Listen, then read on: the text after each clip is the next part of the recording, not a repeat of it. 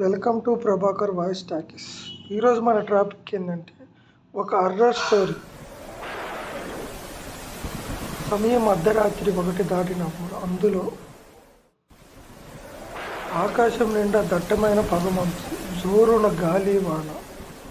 నేను అద్దంకి హైవేలో పోతూ ఉండగా ఆటో వెలుతురికి రోడ్డు మీద ఒక కుక్క కూడా కనిపించడం లేదు. అప్పుడు చీకట్లో రోడ్డు పక్కన ఒక మనిషి ఆహారం కనిపిస్తూ ఉంది. ఆటో లైట్లు వెలుతురికి చూస్తే ఒక ముసలావిడి తెల్లటి చీర కట్టుకొని చేతిలో పాతకాలం నాటి సంచి పట్టుకొని నిలబడి ఆటో పక్కనే ఆమె చూస్తుంది. ఆటో ఆపిన వెనకమాల సీట్లో కూర్చుంది. ఆమె కూర్చోగానే ఆటోలో అప్పటిదాకా ఉన్న వేడి ఒక్కసారిగా మంచు ముక్కలైనట్టుగా చలి మొదలైంది. నేను అద్దంలో చూస్తూ అమ్మా ఎక్కడికి వెళ్ళాలి అని అడిగినాను.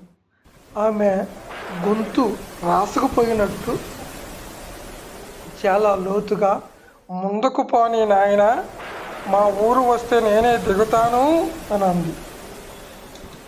దారిలో ఆమెతో మాటలు కలిపాను. ఈ వర్షం ఇంతలో వర్షంలో ఎక్కడికి వెళుతున్నారు అని అడిగితే ఆమె మళ్ళీ అదే మాట అంది. ముందుకి పోనాయన, మా మనవడు వస్తే నా కోసం ఎదురు చూస్తూ ఉంటాడు. అంతా అద్దంలో ఆమె వైపు చూశాను, కానీ ఆమె ముఖం అసలు కనిపించడం లేదు. అది చీకటి వలనో అర్థం కాలేదు, లేదా ఆమె కప్పుకున్న కొంగు వలనో అర్థం కాలేదు. కొంత దూరం వెళ్ళాక ఒక పాతబడిన గుడి దగ్గర ఆపు నాయనా అంది. ఆటో ఆపాను. ఆమె దిగి నాకు ఒక సంచిలో నుంచి ఒక నాణ్యపు నా చేతిలో పెట్టింది. మంచు గడ్డలాగా చల్లగా ఉంది. ఆమె ఆ చీకటిలో నడుచుకుంటూ వెళ్ళింది. నాకు ఎందుకు అనుమానం వచ్చి ఆటోలో ఇట్లా అటు తిప్పాను. అక్కడ ఎవ్వరూ లేరు. కేవలం గాలికి కదులుతున్న చెట్లు మాత్రమే ఉన్నాయి. నాణ్యం వైపు చూశాను. అది 1940 నాటిది.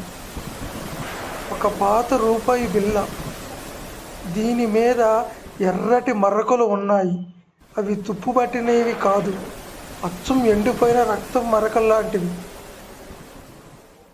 మరుసటి రోజు నేను ఆ ఏరియాలో ఎవరినైనా అడిగి ఎంక్వైరీ చేశాను.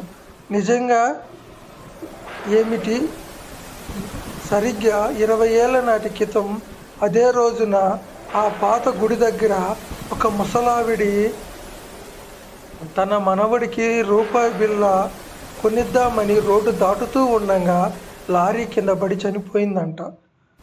అప్పుడు ప్రతి సంవత్సరం ఏడాది అదే రోజున వర్షం పడిన రాత్రి ఆమె ఎవరినో ఒకరిని ఆటో ఆపి అడుగుతూనే ఉందంట.